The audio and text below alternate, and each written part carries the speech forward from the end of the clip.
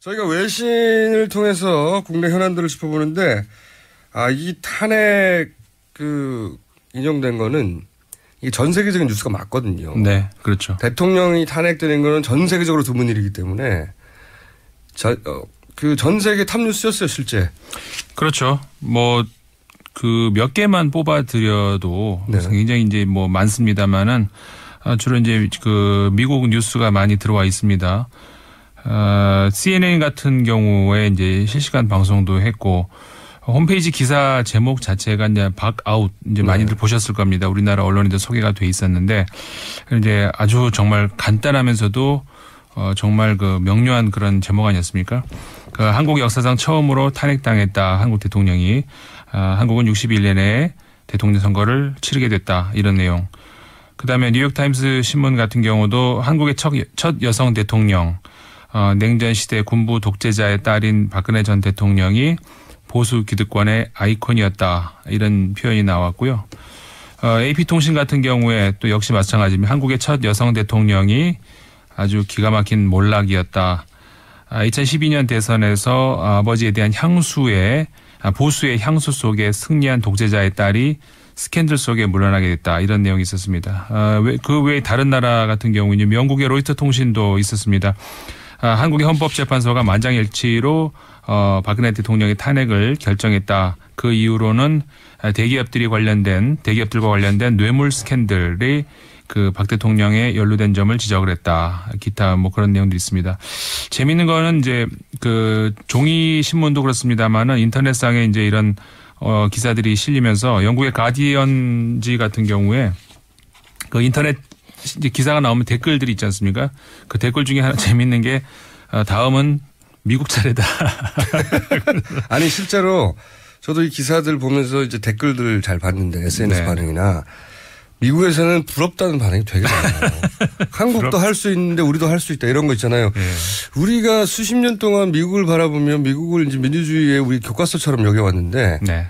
거꾸로 외신 반응, BBC도 그런 반응이 있었는데 이 양반들이 보기에 영어로 다 읽으신 거예요? 네. BBC도 그렇고 하여튼 이 반응들이 뭐냐면 어떻게 이렇게 민주주의의 역사가 짧은데 네, 네. 이제 통 털어서 의미를 전달하자면 살아있는 권력을 이렇게 평화적으로 절차에 맞춰서 헌법에 따라 탄핵시키고 실각시켰다는 게 이 사람들 보기 너무 신기한 거예요. 네, 맞습니다. 네, 그거 너무 자랑스러워도 해도 된다고 생각하고 배워야 된다. 네, 그렇죠. 이런 얘기 들어본 적 없거든요, 저희. 그렇죠. 그러니까 이게 굉장히 우리나라 뉴스가 해외에서 이렇게 외신에 나오는 경우가 대개의 경우는 이제 경제적으로 재벌도 정경유착. 네. 이게 아주 제일 많이 나옵니다. 제가 이제 계속 제 하는 일이 외신을 모니터링 하는 거라서 보면은 제일 많이 나오는 뉴스가 정경유착이에요. 네. 아니면 문화 쪽에서 이제 예를 들어서 김치 소개라든가 네. 최근 들어서 이제 그러니까 K-팝 네. 그런 소개 이런 것들이 이제 주로 우리나라 혹은 휴대폰 소개 IT 그렇죠. 쪽에서의 삼성 휴대폰이 가지는 이상 때문에 네, 애플하고의 어떤 분쟁이라든가 네. 이런 얘기가 주로 나오는데 정치에서 우리가 이렇게 외국에 칭찬을 받아본 적은 없죠. 없어요, 진짜로. 없죠. 그런 적이 없었는데 작년 12월 정도부터 그러니까 이 사건의 초반기, 그러니까는 국정농단 사건이 불거질 때만 해도 망신스러운 기사가 많았죠. 네. 우리 기억. 진짜 부끄러웠어요. 샤먼 막 나오고 네, 그럴 때. 그림도 이렇게 곁들여 가면서 이렇게 로버트 태권브이 머리 열려서 이 속에서 왜 철인가 훈인가에 나오잖아요. 네. 그리고 대통령을 꼭두각시에 실제로 비유해가지고. 네, 그런 그림도 굉장히 많았죠. 물론 외신을 계속 이제 모니터링을 하면서 그냥 그런가 보다 이런 기사들이 많이 있었는데 그런 그림들을 볼 때는 정말 저도 기분이 안 좋더라고요. 근데 12월 정도부터 말씀하신 것처럼 네.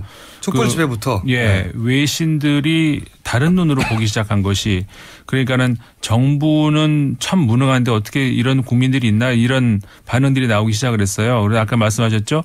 우리가 배워야 된다. 이런 기사가 실제로 나왔거든요. 독일 언론에서 처음 나오기 시작을 했고 독일 슈피겔인가 아마 그렇게 기억을 하는데 12월 중순쯤 그러니까 우리가 12월 3일이었나요? 200만이 넘어가는 토요일 집회, 촛불 집회 그가 나온 이후로 민주주의 역사가 길다고 할 수 있는 유럽과 미국이 이제는 한국에 배워야 된다. 이런 기사가 나오기 시작을 했어요. 그리고 이번에도 이게 우리끼리 과장 원래 사실 예전에 보면요. 우리 언론들 그런 거 많이 했어요. 별것도 아닌 거 가지고 과장해가지고 뭐 세계가 주목한다. 네네네. 그 대부분 오바였는데 지금은 진짜로 이건 오바가 아니고요. 네. 자기들끼리 진작에 그런 얘기를 해요. 네네. 맞습니다. 이번에도 그 헌법재판소의 탄핵 결정 이후에도 이제 그런 기사들이 많이 나왔어요. 아까 뭐 보셨으니까 정확하게 얘기를 다 하시던데 그런 민주주의 역사가 몇 년 되지도 않은 그런 나라에서 그 절차상으로도 문제가 전혀 없었지 않습니까? 네. 절차상으로도 그다음에 시민 의식으로도 여러 가지 면에서 이렇게 국정 혼란 그다음에 어떤 그 농단 사태 이런 것들을 현명하게 극복을 할 수 있을까 하는 그런 그 기사들 어떻게 보면 이제 놀랍다 뭐 부럽다 이런 전체 절차에 흠잡을 데가 없는 겁니다. 그렇죠. 네. 그리고 이게 왜 그렇게 생각할 수밖에 없냐면 이렇게 이제 권력이 부패해서 생기는 문제들 다른 나라에도 많이 있었어요. 예를 들어서 남미에서 이런 문제가 있었다.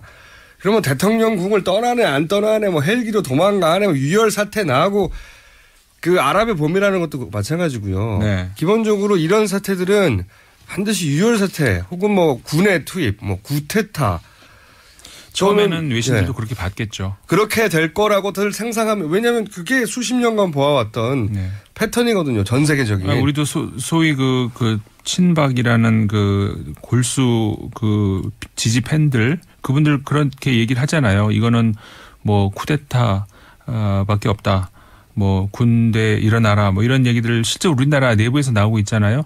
이렇게 될 거라고 외신들 처음에 봤겠죠. 왜냐하면 그게 어느 나라나 현재 살아있는 권력을 축출해내는 과정에서 반드시 일어나는 과정이고 네. 이거를 국민들이 길거리에 나와서 촛불을 들고 평화적으로 절차적으로 또는 뭐 국회 가결을 거쳐서 헌법재판에서 판결이 나서 사저로 돌아가면 이런 전례가 없어요. 아무리 찾아보세요. 있나. 그렇죠. 다른 나라에. 이번에 이제 어떻게 보면은 제가 이제 광장 관련해서도 한번 이 방송에서 말씀을 드렸습니다만 광화문 광장이 굉장히 상징적인 어떤 민주주의의 상징적인 그런 장소가 될 수도 있을 것 같고 실제로 이제 그런 그 광장이라고 하는 주제로 해가지고 외신들 주목하는 그런 것들도 많이 있었습니다. 그리고 평화 시위 이런 얘기 우리 많이 했었습니다만은 정말 거의 기록적인 아무 사건 사고 하나 없이 그 부상자 없이 그 얘기도 계속 반복해서 언론들에서 해요. 예. 이 촛불 집회 얘기하면서 한 명의 구속자도 없었다. 네. 부상자도 없었다. 이럴 수가 있는. 왜냐하면 이 서구 민주주의 교과서라고 우리가 믿고 있는 서구에서 이런 집회 일어나면요. 그런 보도가 잘 없어서 그런지 모르겠는데 굉장히 격렬하고 자동차 불타는 건 일도 아니에요. 그렇죠.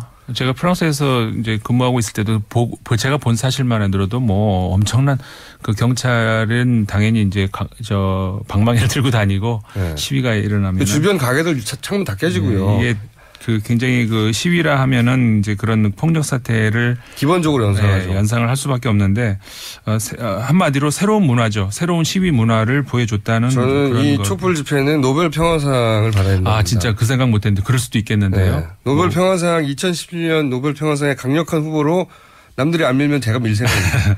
그래서 되겠어요. 아니 다들 가치가 있고 네, 네. 결과도 만들어냈기 때문에 제가 보기에는 이 촛불 집회 자체가 네네. 노벨 평화상의 대상이 분명히 될 거라고 보고요. 특정 인물이 아니더라도. 네, 수상 가능성이 대단히 높기 때문에 여기서 남은 유일한 문제는 뭐냐면 누가 가서 받느냐.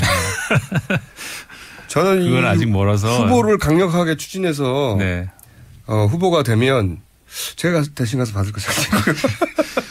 뭐 그리고 이제 뭐 여러 가지 있습니다만은 특히 그 AP 통신에서 또 그 한 가지 그 반응을 나온 거 우리가 또 주목할 필요가 있는 것 같습니다. 그러니까는 탄핵은 탄핵이고 그 다음에 그러면 한국의 정치가 이제 어떻게 될 것인가. 그다음에 지금 그 개헌 문제 뭐 우리나라에서도 많이 나옵니다만은 개헌 이야기가 또 AP 통신에서 이제 언급이 됐어요. 그러니까 무슨 얘기가 있었냐면은 아이러니하다. 뭐가 아이러니하냐면 이 탄핵안 가결 사유가 87년 헌법에 대한 중대한 위반이었다는 것이었는데 헌법 수호 노력 직후에 개헌 논의가 나온다? 이건 좀 아이러니하다. 이런 반응이 나왔어요.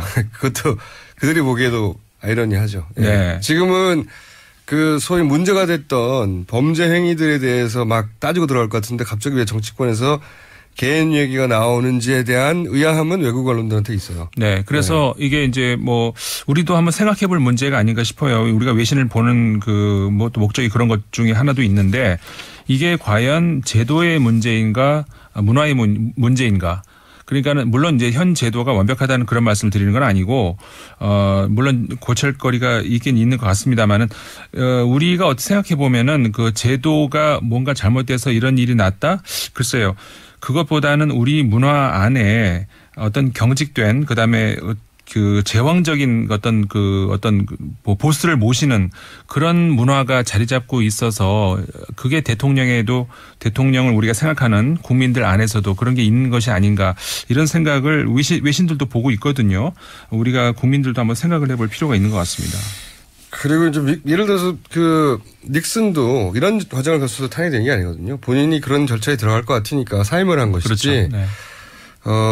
이런 전례는 정말 찾기 어렵고 앞으로도 계속 회자될 것이고 노벨 평화상 받아야 된다고 보고 좀 재밌었던 것은 일본의 반응이에요. 네. 일본의 반응은 뭐랄까 어떻게 이게 가능하지? 좀 약간 부정적인 뉘앙스요.